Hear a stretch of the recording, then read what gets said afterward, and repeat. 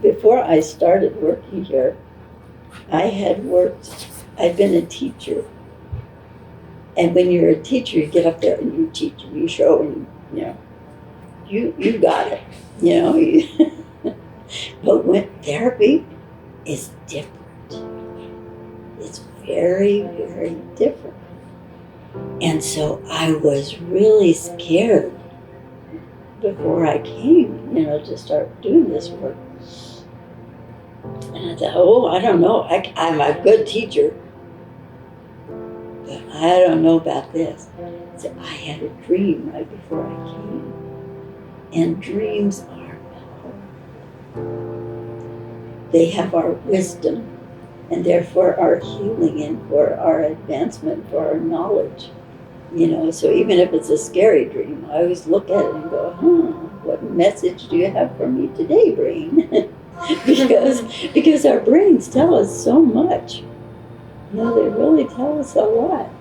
So anyway, in this dream, it was a riot. I was here in New Mexico, and I was climbing mountains. I love to climb mountains, go hiking. That's part of taking care of myself, is I go hiking a lot. And so I was going up this mountain, and it was a really steep one. And there were steep rocks. And man, I tell you what, I had to really work to get to the top. But as I got closer to the top, I kept hearing little kids laughing and giggling and just having such a ball up there on top. I said, I can hardly wait to get up there to the top. Well, so when I got up to the top, here were these little kids. Oh, they were adorable. They were just adorable. These little kids were running around. They had their little backpacks on, and they had those little outfits, with the little bib, with their little shorts and stuff and their little boots. They were cute as buttons. And they were just saying, Rosie can do it, Rosie can do it, Rosie can do it. And I thought, what the heck can Rosie do? And so then there was this voice out of the mountain, and there was another little mountain over here, and so the voice said, you can take him down over the cliff. And I looked over the cliff, and oh my God, it was like the Grand Canyon. Steep. Little walkways are only about that wide, and then just drop-offs. And then I looked over that and I said, I don't think so. I don't think so. So I said, see that? I can take him up that. I was good as a teacher. I can show him how to do that. And then the boy said, no, you got to take him down there. And then they have to go down there and then come back up.